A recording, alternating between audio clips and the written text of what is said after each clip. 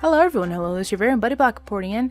I'm here going to play a game called Thomas Was Alone. Now I heard of this game through another game called Volume, where in one of the reviews they mentioned that if one were to like Thomas Was Alone, then they would like the other game, Volume. Now Volume is different in that it is more of a stealth puzzle type game with a top-down sort of view. And from what I surmised from the trailer for Thomas Was Alone, this is more of a puzzle platformer, so a lot like Out There Summer, my previous series. But you get to control these little colored rectangle cube things and put them through these little frames. And there are a number of puzzles, and I guess down the road you probably meet these other shapes and you have to coordinate yourselves to make it to the end objective, I guess. Now, I've already said that I've never played this before, so we're gonna go ahead with a new game. Oh, and enter doesn't do anything. Is he actually... Oh, it's space. Okay. Nice. Oh, that was a nice guitar. Reminds me of Hungry Ghosts. Very nice. Oh, the program was a failure. People forget this. It was a massive flop. The coder started adding name strings to the AIs as jokes. Thomas AT23612. Wasn't special. It was just an AI in the right place at the right time. By Gordon Falkenberg, it seems. Oh. Alone. Wow. A weird first thought to have. Is that Stephen Merchant, voice of Wheatley from Portal 2? 6'7" gangly nerd? Holy frick, sounds a lot like him. I could be wrong, but the similarities are there. British accent, kinda deep, could potentially become a villain at the very end of the game, or actually halfway through, but whatever. Okay. So we're moving along. And I guess this is Thomas. Oh. To start listing his observations for posterity. Yeah, posterity. You know what that sounds like? Posterior. The whole alone thing. 2. Portals. They led somewhere. He'd yet to work out where. 3. Falling. Thomas was absolutely fantastic at falling. He was almost as good at falling as he was at observing. Thomas and I have two things in common then. We're kinda good at observing, but we're a little bit better at falling above all else. Huh. It's very nice when you can have similarities with characters you're playing as in virtual realities, right? Oh, I just noticed there's like a little shadow effect and it actually follows. That is really cool. It's a subtlety and that is my jam. Nice. Okay, we're moving along. Oh, there's a little bit of garbled speech there. Weird. Okay, there's space jump button to jump. Interesting. Thomas couldn't fall past this block. Think, damn it, think. What if there was some kind of inverted fall? Some way to... what's the word? Jump. It worked!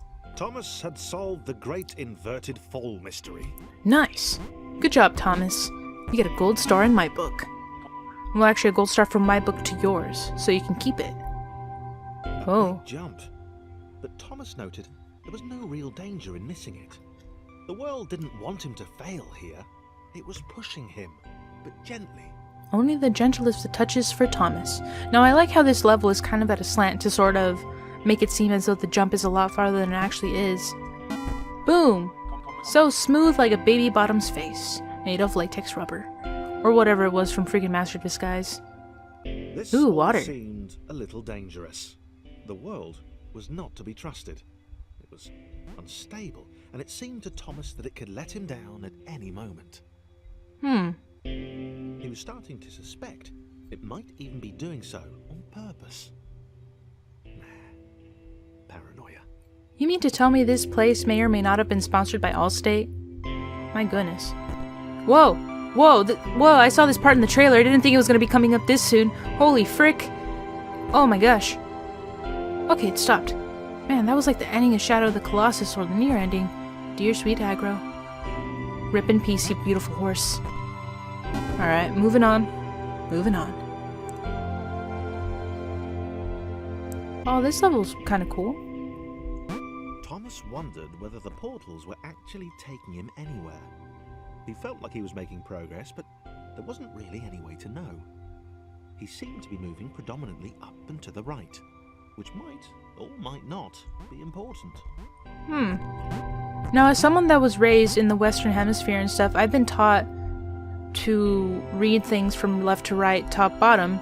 So, in a visual sort of storytelling aspect, like a character, for example, coming from the left side of a panel and moving to the right is seen as moving forward or being progressive, whereas a character moving from the right to the left is seen as like opposing or antagonistic, you know, kind of like a force that's pushing back and all that stuff.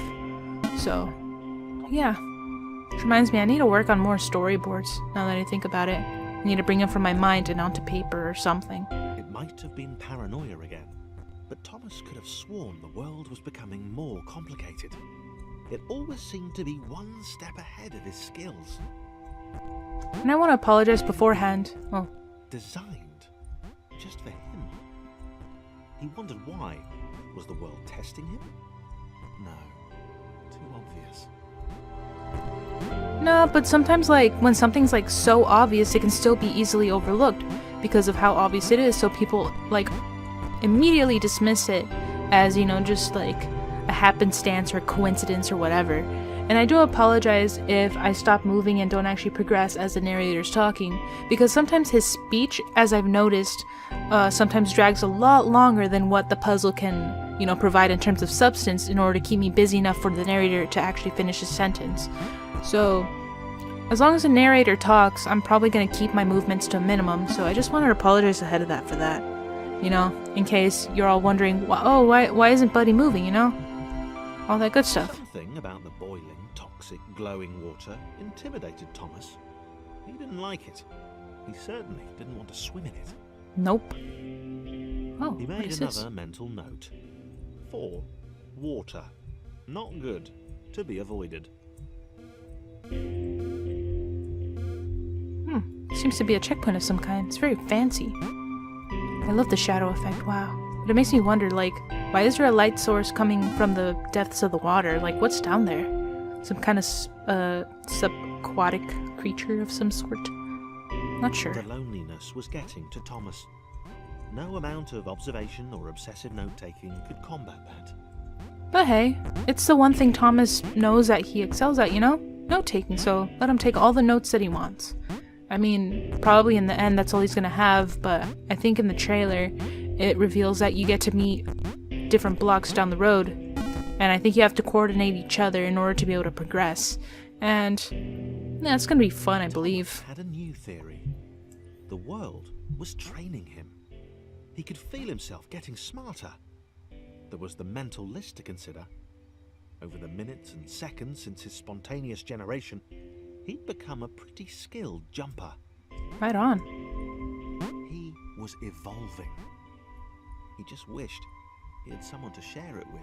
Aw, Thomas, you poor sap. And then it turns out that all his studying in jumping grad school was for nothing, because jumping since then has become outdated, and deemed obsolete and not marketable.